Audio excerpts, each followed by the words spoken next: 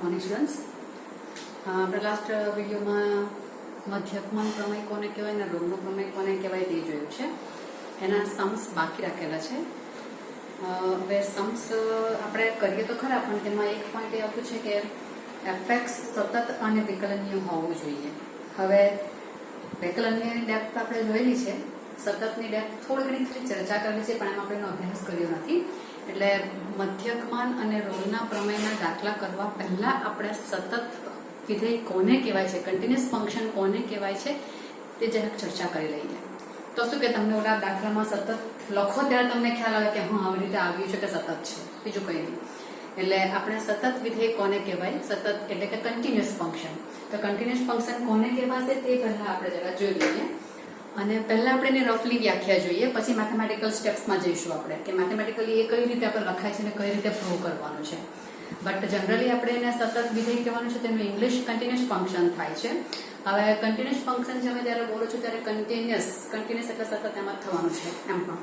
તો કન્ટિન્યુઅસ એટલે આપણે સિમ્પલ રોજિંદા વ્યવહારની વાત કરીએ તો તમને કંઈક વ્યવહાર ઉદાહરણ જો આપી દઉં તો શું કહી શકાય, તો કે આપણા ઘરમાં બધે પાવર સપ્લાય થાય છે, જીબીમાંથી પાવર આવતો હોય છે. પાવર હાઉસમાંથી આપણે ત્યાં પાવર આવે અને એ કેબલ દ્વારા આપણા ઘર સુધી પહોંચે ને પછી આપણે કેબલ બધે દોડાવેલા હોય ત્યાં તમારું ઇલેક્ટ્રિસિટીનો સપ્લાય થાય અને આપણે ઘરમાં બધી વસ્તુ ચલાવી શકીએ. આ બેઝિક આપણો નાનો સરખો આઈડિયા આપણે લઈ લીધો.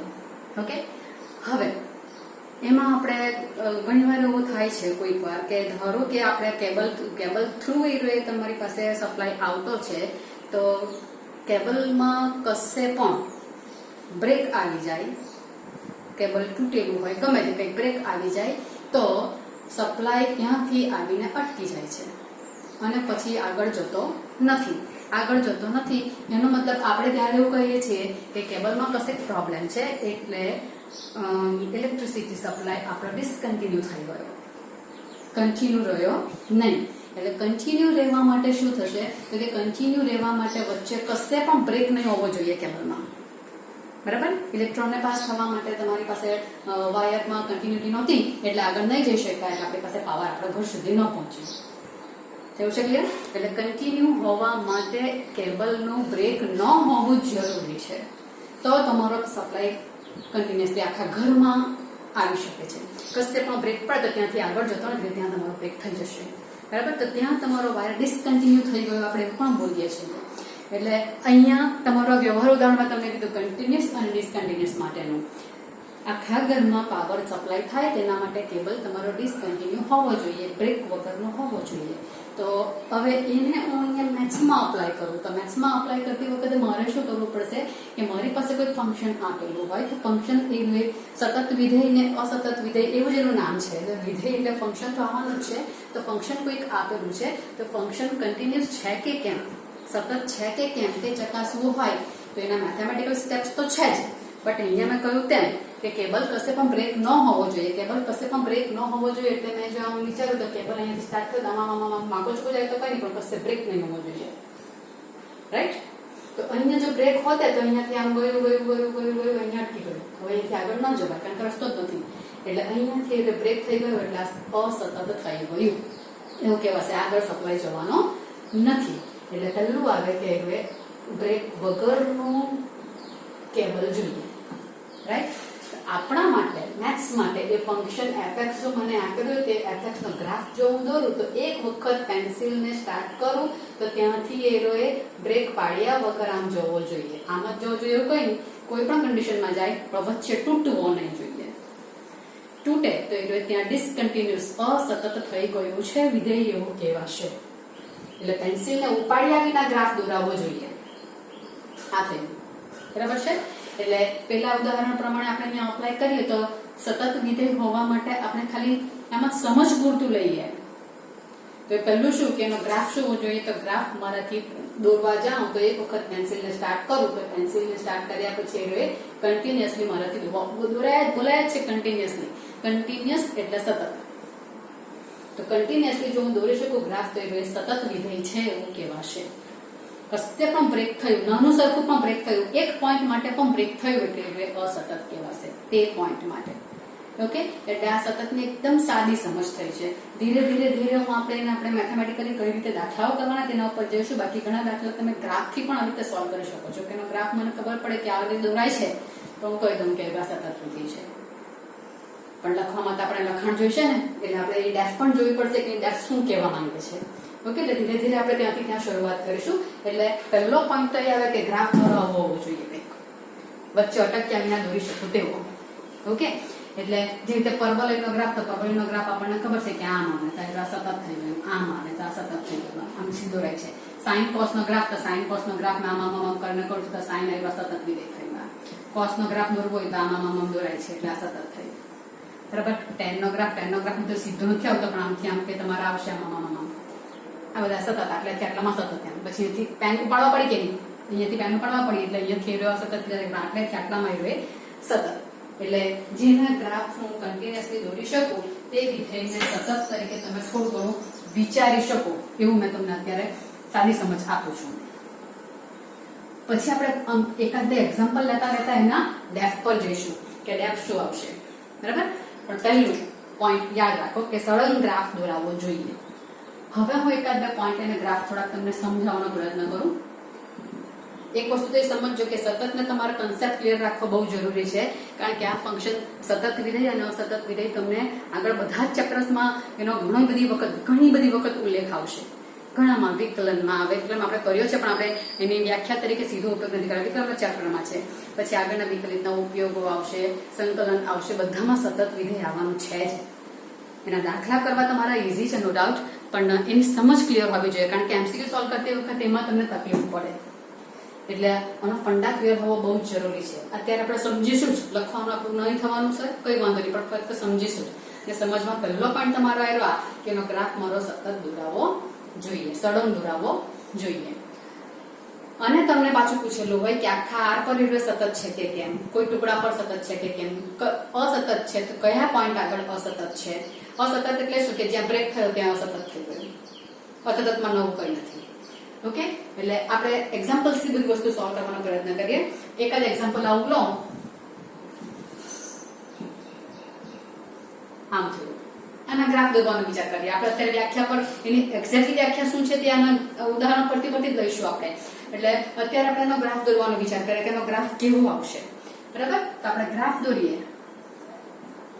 તો ગ્રાફ માટે અહીંયા મને આપ્યું છે વિધેય, અચળ વિધેય જ આપેલું છે. અને અચળ વિધેયનો ગ્રાફ તમારો કેવો આવવાનો છે તો કે x અક્ષને સમાંતર મારો લાઈન આવવાની છે.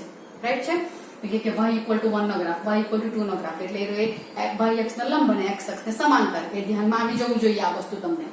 ઓકે, કેમ કે આ y છે એટલે તો એનો ગ્રાફ આપણે દોરીએ. તો આ ગ્રાફની શરૂઆત હું કરું છું આમ, x અક્ષ ને y અક્ષ, fx એટલે y કેવો છે, y = 1 નો ગ્રાફ. બટ ક્યારે x ના પોઈન્ટમાં મને આખા આર જ આપેલો છે અહીંયા, બટ આખા આરમાં વચ્ચે એક પોઈન્ટની આ બાજુ ને આ બાજુ એવું કહી દીધું છે મને. રાઈટ છે. તો અહીંયા એ પોઈન્ટ કયો આપેલો છે તો કે 0 આપેલો છે. કોઈ પણ આપી શકે આપણને. અહીંયા મેં 0 લીધેલો છે એટલે મેં 0 ઇન્ડિકેટ કરી દઉં કે 0 અહીંયા આવવાનું છે. હવે શું તો કે હવે મારી પાસે બે પોઈન્ટ આવ્યા, x ≤ 0, x ≤ 0 એટલે અહીંયા જવાનું કે અહીંયા x <0 આવશે. અને આ સાઈડ પર આવશે તો આ સાઈડ પર આવશે x > 0. પછી હું એને બતાવું છું. તો x < 0 હોય ત્યારે y કેટલો છે 1 છે. ઇવન = 0 માટે પણ 1 જ છે. લેસ ધેન ને સાઈડ પર રાખીએ તો x = 0 હોય તો 1 અહીંયા આવશે કે આ 1 થયા. બરાબર છે ને. 2 નું પણ કામ છે તો 2 પણ દોરી દઉં છું. આ 1 થયા. x = 0 હોય ત્યારે y = 1 એટલે હું કરી શકું, ઘાટું પોઈન્ટ પણ કરી શકું છું એને.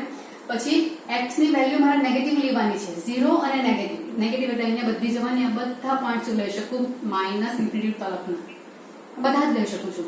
તો x < 0 માટે માઈનસ ઇન્ફિનિટી બધા જ પોઈન્ટ લઈશ, પણ દરેક વખતે મારો આન્સર કેટલો આવવાનો છે 1 જ આવવાનો છે. y દરેક માટે કોમન છે 1, એટલે માઈનસ પોઈન્ટ નોટ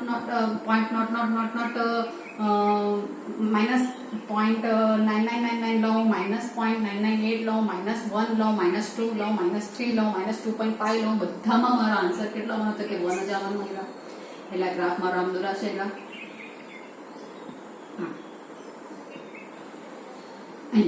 ઓકે, એટલે આ થયું આ ગ્રાફ. બરાબર છે. x > 0. હવે x > 0 જ્યારે મારે લેવાનો આવશે, x > 0 એટલે આ પોઈન્ટ થયો, 0 એમાં સમાયેલો નથી. ગ્રેટર ધેન 0 એટલે અહીંથી સ્ટાર્ટ થશે એટલે આ બધી પોઈન્ટ આવવાના ગ્રેટર ધેન 0 માં. ક્યાં તરફના? પ્લસ ઇન્ફિનિટી તરફના બધા આવવાના. આખા આવી જાય છે તે તમને બતાવું છું અહીંયા. તો ત્યારે એની વેલ્યુ કેટલી છે કે x જ્યારે ધન હશે એટલે 0 છે, 0 નથી લેવાનો, 0.99999 તમે લઈ શકો છો. બરાબર બરાબર 0.5 0.6 1 2 3 4 બધા લઈ શકો છો. એટલે બધા જ તમે લઈ શકો. 0 નથી લેવાનો કારણ કે 0 લેવા ના પાડેલી છે. 0 લેવા ના પાડેલી છે એટલે એક્ઝેક્ટલી 0 માટે એની વેલ્યુ 1 છે. તો 0 માટે પછી 2 તો ન જ આવે ને, એટલે 2 નથી આવવાની. એટલે 2 પાસે મારે કયું રાઉન્ડ કરવા પડશે? આવું પેલું રાઉન્ડ કરવા પડશે. બરાબર. આ ગ્રાફ દોરવાના પ્રયોગમાં ધોરણમાં શીખેલા છે તે પ્રમાણે જ કામ કરીએ છીએ. જ્યાં ઇક્વાલિટી છે ત્યાં ક્લોઝ આવ્યા ઘાટું પોઈન્ટ આવશે ને જ્યાં ઇક્વાલિટી નથી ત્યાં પોલો રાઉન્ડ આવશે. આ ઓપન ઇન્ટરવલ ને આ ક્લોઝ ઇન્ટરવલ નો સાઇન છે તમારો. ઓકે. તો ત્યારે વેલ્યુ બધી કેવી છે? બધાનો જ આન્સર કેટલો આવવાનો? તો કે 2 આવવાનો. એટલે આ થઈ ગયો. ઓકે. આ ગ્રાફ મારો થઈ ગયો. y equal to fx equal to 1 x less or equal to 0 અને 2x greater than 0 માટેનો આ ગ્રાફ થઈ ગયો. હવે આ ગ્રાફ મારે મને વિધેય તો આખું જ આપેલું છે અને મને કહ્યું છે કે આ સતત છે કે કેમ તે ચકાસો. સતત છે કે કેમ તે ચકાસો. તો આપણે એક પોઈન્ટ એવો જોયો કે જો વિધેય સતત હોય, કન્ટિન્યુઅસ ફંક્શન હોય, તો કન્ટિન્યુઅસ ફંક્શન હોય તો તેનો ગ્રાફ મારો સળંગ દોરાવવો જોઈએ પેન્સિલને ઉપાડ્યા વિના. તો અહીંયા જો હું સ્ટાર્ટ કરું તો અહીંયા જો ગ્રાફ દોરવા જાઉં છું તો અહીંયાથી આટલેથી નજીક નજીક નજીક અહીંયા આવી 0 પાસે. અહીંયા અટકી ગઈ કે અહીંયા અટકી ગઈ પછી મારે ગ્રાફ હજુ પૂર્ણ નથી થયો. હજુ તો મેં ઋણ સંખ્યા પર જ આવી, ધન સંખ્યા તો બાકી રહી ગઈ. તો હવે મારે ઉપર જવું પડે છે. તો ઓબ્વિયસ છે કે મારે અહીંયાથી આટલા સુધીમાં તો કન્ટિન્યુઅસ થઈ ગયું, બટ અહીંયાથી મારે tan ઉચકીને ઉપર જવું પડે છે. જો અહીંયાથી આમ જવાતું હોત તો પણ સમય જાય ને પછી અહીંથી આમ જવાતું તો પણ કઈ ગ્રાફ આમથી આમ આવે તો કઈ નહીં, પણ અહીંયા જવાતું નથી ને, એને તો બ્રેક જ પડી ગયો. અહીંયા પતી ગયું. અહીંયા તો પોઈન્ટ લેવાનું જ નથી અને એનાથી પાછો આમ ગયો. એટલે આ ગ્રાફને હું પેન પેન્સિલ ઉપાડ્યા વિના દોરી શકતી નથી દોરી શકતી. એટલે આ વિધેય કેવું કહેવાશે? ડિસકન્ટિન્યુઅસ, અસતત વિધેય કહેવાશે. કયા પોઈન્ટ આગળ લોચો પડ્યો? તો કયા પોઈન્ટ આગળ લોચો પડ્યો કે માઇનસ થી હું 0 તરફ આવી ત્યાં સુધી વાંધો નહીં, તો પ્લસ થી 0 તરફ આવી ત્યાં સુધી મારું કન્ટિન્યુઅસ થાય. પણ જેવું 0 આવ્યું, 0 માટે અહીંયા તો મને કોઈ વેલ્યુ જ નહીં મળી. જો ધનથી ઋણ તરફ જવા માટે હું પ્રયત્ન કરું એટલે અહીંથી ધીરે ધીરે આમ જાઉં છું તો 0 પાસે તો મને 2 મળતા જ નથી. 0 પાસે મને કેટલો મળ્યો? 1. એટલે અહીંયાથી હું પોઈન્ટ પાડતી અહીંયા આવી ત્યાં સુધી મને કોઈ વાંધો નહીં આવ્યો, પણ બેઠો 0 આવ્યો ત્યારે મારે અટકી જવું પડ્યું. કારણ કે 0 આગળ મારી એની વેલ્યુ 2 નથી કે હું આમ જઈ શકું. 0 આગળ વેલ્યુ 1 એટલે અહીંયા અટકીને મારે પેન્સિલ ઉપાડીને અહીંયા આવવા પડ્યું. હવે 1 તો પછી અહીંયા સતત થયો એટલે બ્રેક ક્યાં થયો? 0 આગળ બ્રેક થઈ ગયો કે નહીં? એટલે વિધેય અસતત છે. કયા પોઈન્ટ આગળ? x equal to 0 આગળ અસતત છે એમ કહેવાયું. ખ્યાલ આવે છે? એટલે અહીંયા મારી પાસે વેલ્યુ ની વાત કરીએ તો આ એક ગ્રાફ આપણે લીધો તેમાં અસતત ગ્રાફ પરથી આપણે કહી દીધું છે. હવે બીજો ગ્રાફ પણ લઉં છું, પણ તે પહેલા આપણે અહીંયા એક વસ્તુ જોઈ લઈએ. બીજા ગ્રાફમાં થોડુંક આપણે ચેન્જીસ કરીશું એટલે તમને થોડોક વધારે ખ્યાલ આવી શકે એવો પ્રયત્ન કરું. તો અહીંયા હું ચેન્જીસ લઉં છું. તો આપણે અહીંયા ગ્રાફ દોરવાની વાત કરીને અહીંયા આમ પણ બોલું છું કે ધીરે હું પોઈન્ટ પર ખસતી 0 પાસે આવું છું. અહીંયાથી ધીરે 0 પાસે આવું છું. આવા પોઈન્ટ આપણે કયા ચેપ્ટરમાં શીખેલા? 11માં. તો 11માં આપણે પોઈન્ટ શીખેલા હતા, ચેપ્ટર શીખેલા હતા લક્ષ અને વિકલન. બરાબર છે? તો તેમાં લિમિટ વાળું ચેપ્ટર આપણે શીખેલા હતા. તેમાં આપણી પાસે આ પોઈન્ટ હતો. એટલે લિમિટ જે છે તે ચેપ્ટરનો અહીંયા ઉપયોગ થવાનો હોય. બરાબર છે? તો તેમાં લક્ષનું અસ્તિત્વ હોવા માટેની કન્ડિશન જોઈએ. યાદ કરાવું તમને. તો લક્ષનું કોઈ વિધેય મને આપ્યું હોય તેનું લક્ષ મળશે એવું ક્યારે કહેવાશે? તો તે વિધેયનું લક્ષ મળશે તેની માટે આપણે 2 કન્ડિશન ચકાસતા હતા કે જે પોઈન્ટ આગળ મારે વિધેય શોધવાનું છે તેની ડાબી બાજુનું લક્ષ અને તે પોઈન્ટની જમણી બાજુનું લક્ષ, એ 2 આપણે શોધીએ છીએ. એ 2 જો ઇક્વલ આવે તો લક્ષનું અસ્તિત્વ છે એવું કહેવાય છે. યાદ આવે છે વસ્તુમાં? જો વિધેય fx મને y equal to fx કોઈ ફંક્શન આપેલું છે અને x equal to a આગળ મારે એનું લક્ષ ચકાસવું છે તો આપણે left hand limit LHL left hand side ની લિમિટ એટલે limit x tends to a minus, યાદ આવે કેવું કઈ? એ શોધીએ છીએ. એ આગળ હોય તો એ માઈનસ કરવાનું અને RHL રાઈટ હેન્ડ સાઈડ ની લિમિટ એટલે limit x tends to a plus fx. આ 2 શોધીએ છીએ ને 2 જો ઇક્વલ આવે, બંને ઇક્વલ આવી જાય તો લક્ષનું અસ્તિત્વ છે આપણે એમ કહીએ છીએ. બરાબર છે. તો અહીંયા મારે એ કન્સેપ્ટને હવે દાખલ કરવા પડશે, કારણ કે મારી પાસે પોઈન્ટ આવ્યો. લિમિટનો અર્થ શું કે x tends to a minus નો અર્થ શું? વેલ્યુ તમારી a થી નાની થઈને a ની નજીક નજીક નજીક નજીક આવે છે, અને આમાં મોટી થઈને ધીરે ધીરે ઘટીને આમાં વધી એ પાસે, આમાં ઘટીને એ પાસે આવે છે. એટલે લેવાની નથી મોટી, પછી ધીરે ધીરે ઘટાડતા એ પાસે જવાનું, એ પ્લસ માટે. લેવાની નાની ને વધારતા એ પાસે આવવાનું. એનો અર્થ મેં તમને પાછું બધું રિવાઇઝ કરાવું છું, બીજું કઈ. ઓકે, તો અહીંયા હું વિચારું તો અહીંયા શું થયું? અહીંયા મારી પાસે આવ્યા એકનો જવાબ 1 આવ્યો, એકનો જવાબ 2 આવ્યો. કોનો જવાબ 1 આવ્યો? તો અહીંયા મારી પાસે બધી x ની વેલ્યુ કેવી છે? 0 થી નાની છે કે નહીં? બધી વેલ્યુ 0 થી નાની છે. એટલે લિમિટ ની વાત કરું તો અહીંયાથી પોઈન્ટ મારો ધીરે ધીરે 0 પાસે આવે છે, એવું કહેવાશે. એટલે અહીંયા હું લિમિટ ની વાત કરું તો લિમિટ x ટેન્ડ્સ ટુ 0, પણ 0 બધામાં કેવા લીધેલા છે? અહીંયા બધા ઋણ છે. 0 ની ડાબી બાજુની બધી વેલ્યુ છે, અને તે અહીંયા ખાલી 0 લખું તો હું ઇન્ડિકેટ નથી કરી શકતી કે 0 જમણી બાજુનું પોઈન્ટ લીધો કે ડાબી બાજુનો, એટલે 0 માઇનસ. આમ લખું એટલે ડાબી બાજુનું. કોઈ ડાબી બાજુનું? અહીંયા જે પોઈન્ટ લખું તે ડાબી બાજુનું. અહીંયા 0 છે એટલે 0 ની ડાબી બાજુથી 0 પાસે આવું છું, ત્યારનો જવાબ. ત્યારે બધા જ પોઈન્ટ પાસે મારો y કેવો છે? y એટલે fx. fx બધાનો જવાબ કેટલો આવે છે? 1 આવે છે. એટલે અહીંયા હું 1 લખી દઉં.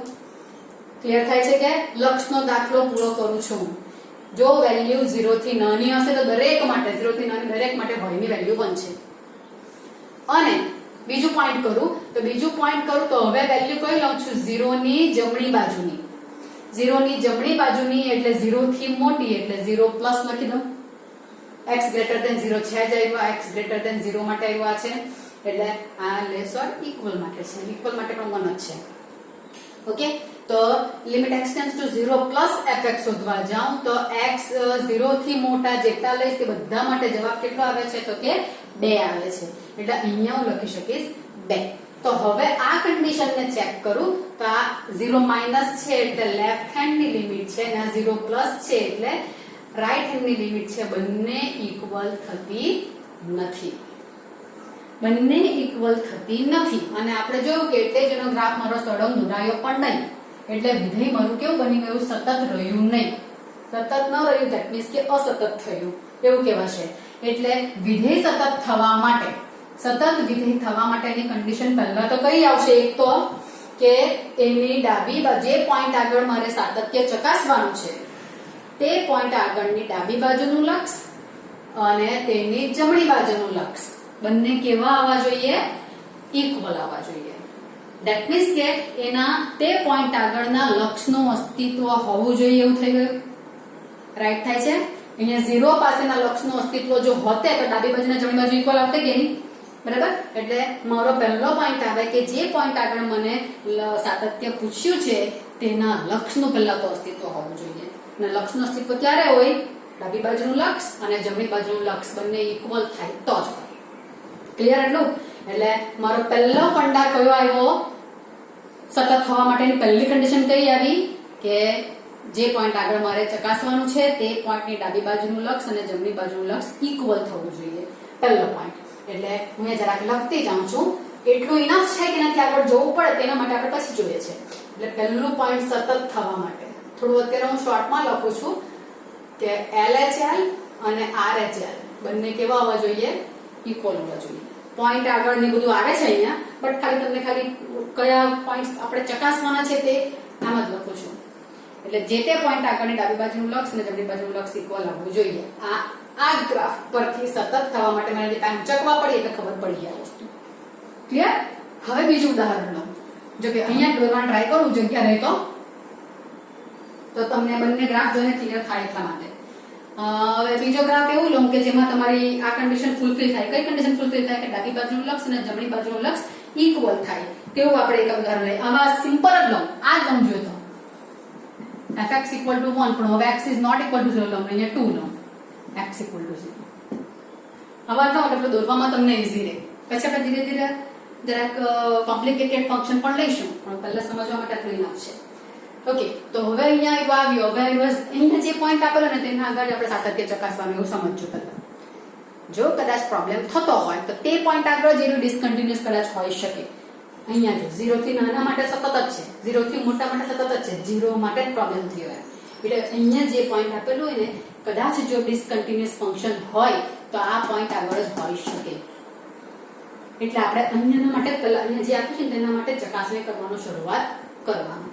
તો અહીંયા હું ગ્રાફ દોરવાનો, તો આના ગ્રાફમાં શું વિશેષતા આવશે તે જોઈ લઈએ આપણે. આ x અને આ y.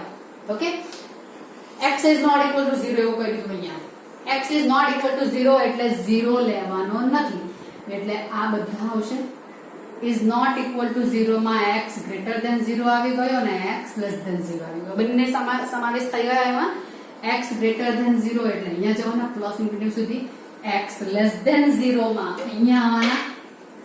આ થયો x less than 0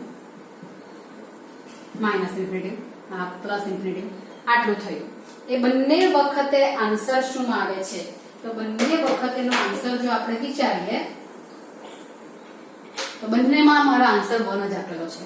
એટલે 1 અહીંયા આવશે ને કંઈક અહીંયા 1 આવવાનું.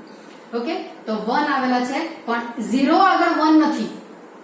x equal to 0 ત્યારે 1 નથી. એટલે અહીંયા મારે શું કરવું પડશે? અહીંયાથી સ્ટાર્ટ થશે. ગ્રેટર ધેન 0 1 એટલે બધા માટે x ધન લઈશ તો બધા માટે 1 1 1 1 1 એટલે આખો ગ્રાફ થવાનો મારો. બધા માટે આ રહ્યા અચળ વિધેય છે, x ને સમાંતર ગ્રાફ આવવાનો છે ઓલવેઝ. એટલે આ થયું આટલું. અને 1 માટે x less than 0 લઈશ તો less than 0 લઈશ એટલે આ બાજુ આવશે. ત્યારે પણ મારો આન્સર 1 જ છે. બટ x equal to 0 માટે 1 નથી. એટલે અહીંયા મારે બ્રેક કરવો પડે કે તો x equal to 0 માટે શું મારે આ ખાર પર ચકાસવાનું છે. તો x equal to 0 માટે શું? તો મને બીજું વિધેય આપેલું છે x equal to 0 માટે. x equal to 0 માટે મને 2 આપેલા છે. એટલે અહીંયા x equal to 0 ની વેલ્યુ મને આટલું એક પોઈન્ટ જ છે ખાલી. થયું ક્લિયર? તો હવે આ મારો ગ્રાફ દોરાઈ ગયો આકૃતિના આધારે. તો આ ગ્રાફ જ્યારે દોરાયો છે ત્યારે હવે આપણે જે કન્ડિશન લીધી તેના માટે આ ગ્રાફમાં અને આ ગ્રાફમાં તમને ભેદ પરખાઈ ગયો. હવે આમાં ધન માટે પોઈન્ટ જ દીધું છે અને ઋણ માટે બીજું પોઈન્ટ છે. અહીંયા ધન અને ઋણ બંને માટે પોઈન્ટ કોમન આવ્યું એક. તો હવે જો મેં આ કન્ડિશન ચેક કરું કોની 0 અહીંયા આપ્યો છે એટલે 0 ની ડાબી બાજુનું લક્ષ અને 0 ની જમણી બાજુનું લક્ષ એ હું ચેક કરું તો limit x tends to 0 minus fx લેવાનું. 0 માઇનસ એટલે x બધા ઋણ લેવાના. x બધા ઋણ લઈશ ત્યારે fx કેટલું આવે છે? તો બધા ઋણ માટે fx કેટલું આવે છે? 1 આવે છે. ગ્રાફ પરથી ઈઝીલી દેખાય તેવું છે. ઓકે, અને હવે limit x tends to 0 plus લઉં. Limit x tends to 0 plus એટલે x પોઝિટિવ લઉં છું. x પોઝિટિવ લઉં છું ત્યારે પણ મારો જવાબ આવે છે 1. ધેટ મીન્સ કે અહીંયા હું ચકાસું છું તો 0 ની ડાબી બાજુનો જવાબ અને 0 ની જમણી બાજુની લિમિટનો જવાબ બંને ઇક્વલ થઈ ગયા છે. એટલે LHL ઇક્વલ ટુ RHL થઈ જાય છે આટલું. ઓકે, તો આ કન્ડિશન તો ફૂલફિલ થઈ ગઈ. તો આપણે આ ઉદાહરણમાં જોયું કે સતત થવા માટે મને આ પ્રોબ્લેમ મળ્યો કે આ બે સરખા નહીં આવ્યા એટલે અસતત થયું. અહીંયા તો બંને સરખા આવ્યા. તો અહીંયા તો બંને સરખા આવ્યા તો શું આ વિધેય સતત થઈ ગયું તે વિચારીએ. તો આ વિધેય સતત થયું કે કેમ તેના માટે હવે આગળ જો મારે જોવું હોય તો શું થવાનું? તો કે આપણે શરૂઆત કરી કે સતત થવા માટેનો ગ્રાફ માર્ગ કેવો દોરાવવો જોઈએ? કન્ટિન્યુઅસલી દોરાયા કરવો જોઈએ, વચ્ચે અટકવાની જોઈએ. ઓકે, તો અહીંયા પણ હું માઇનસ ઇન્ફિનિટી થી ગ્રાફ દોરવાની શરૂઆત કરું તો પ્લસ ઇન્ફિનિટી તલક દોરું ત્યાં સુધી મારી પેન ઉંચકાવી નહીં જોઈએ. ક્લિયર હતું? તો પેન ઉંચકાવી ન જોઈએ ત્યારે હું સતત કહી શકીશ તો અહીંયાથી શરૂઆત કરી નાખો. માઇનસ ઇન્ફિનિટી થી હું ગ્રાફ દોરવાની શરૂઆત કરું છું. ઓકે, તો એ શરૂઆત કરીએ આપણે. તો માઇનસ ઇન્ફિનિટી શરૂઆત કરું છું એટલે શરૂઆત થઈ ગઈ. આ તો ગ્રાફ મારો 1 આવે છે એટલે અહીંયાથી મારો પેન ઉંચક્યા વગર ગયો. 0 ની એકદમ નજીક આવી, એકદમ નજીક આવી પણ 0 આવ્યું ત્યાં અહીંયા તો પોલુગ્રામ એટલે અહીંયા ખાડો છે. થઈ ગયું બ્રેક. 0 પાસે વેલ્યુ કેટલી છે? 2 એટલે મારે અહીંયા ડ્રો કરવું પડે. અને પછી પાછી કેવી? તો 0 થી મોટી લેવા જાઉં તો 0 થી મોટી લાવું તો પછી આમ નથી જતી તો પછી મારે ક્યાં આવી ગઈ? નીચે આવી ગઈ એટલે પાછી આમ આવી ગઈ. એટલે ગ્રાફ ને આમથી આમ દોરતા બધું સતત તો આવ્યું પણ પ્રોબ્લેમ પડ્યો આ 0 આગળ, એક્ઝેક્ટલી 0 આગળ.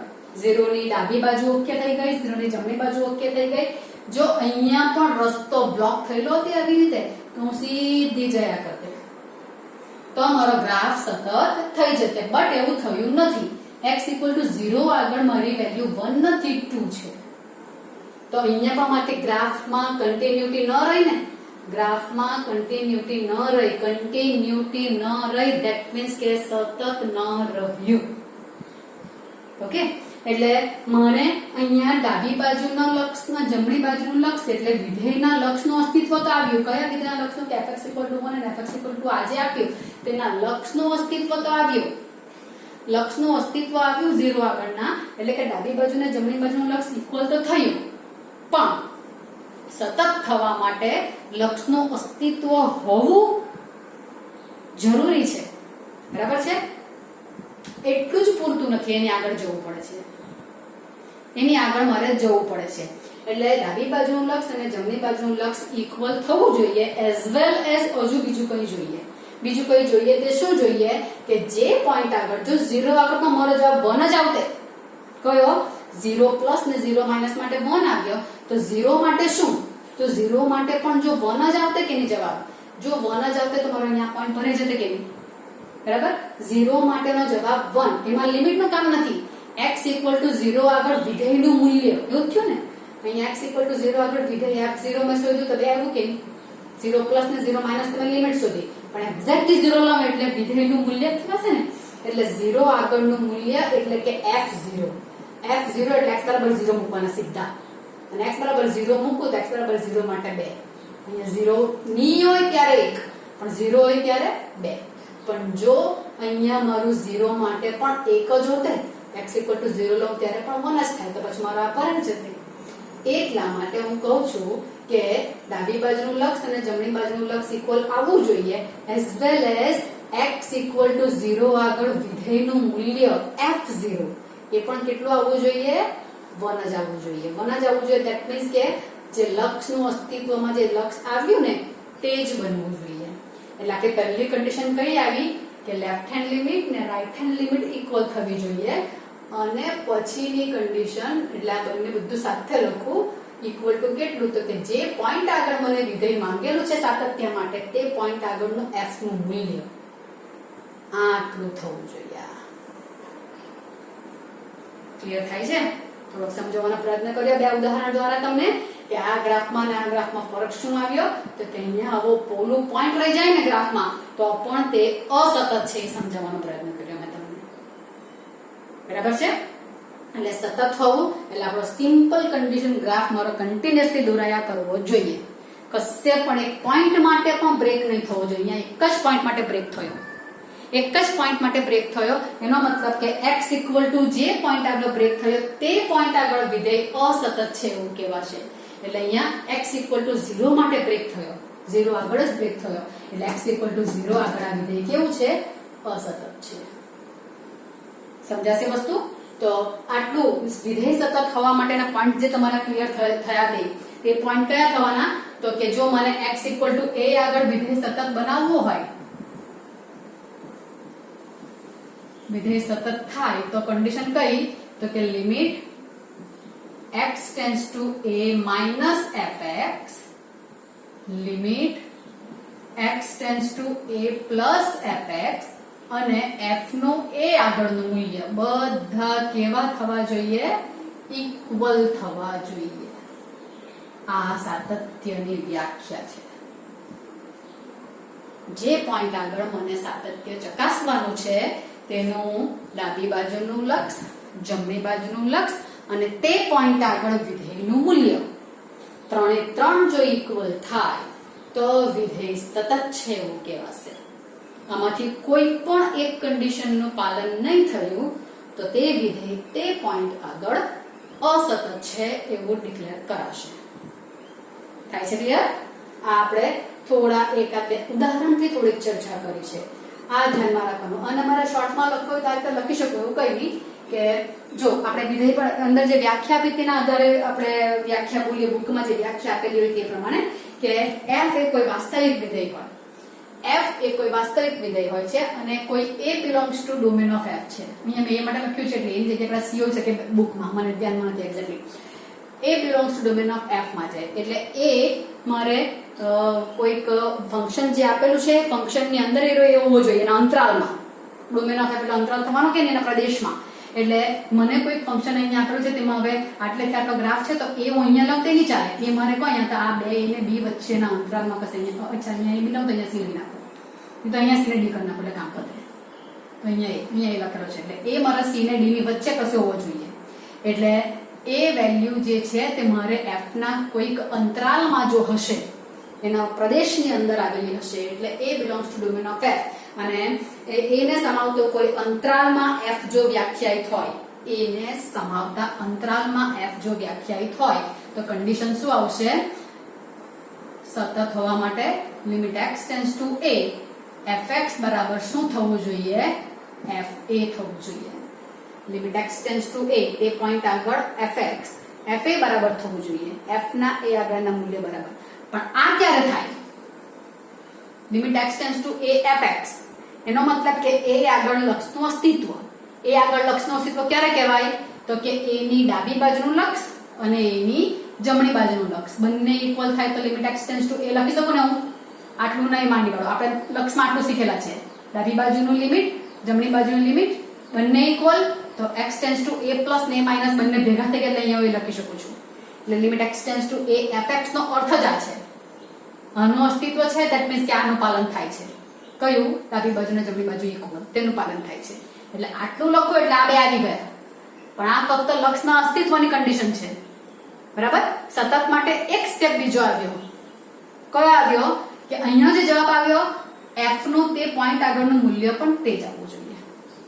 આનો જવાબ જો 5 આવ્યો તો f એ પણ 5 જ આવવું જોઈએ. લક્ષનું અસ્તિત્વ થાય તેમાં જવાબ જો મારો 15 આવ્યો તો f એ પણ 15 જ આવવું જોઈએ. ઇન શોર્ટ 3 3 નો જવાબ 15 સરખો આવવો જોઈએ. તો 3 3 નો જવાબ સરખો આવે તો વિધેય સતત છે એવું કહેવાશે. આવું હું પોઈન્ટ સતત માટે વિચારી શકું છું. ઓકે, આટલું જ અત્યારે બાકી રાખીએ. બાકીના સમજ આપણે આગળ જોઈશું. અત્યારે હું આ વિડીયો અટકાવું છું અહીંયા.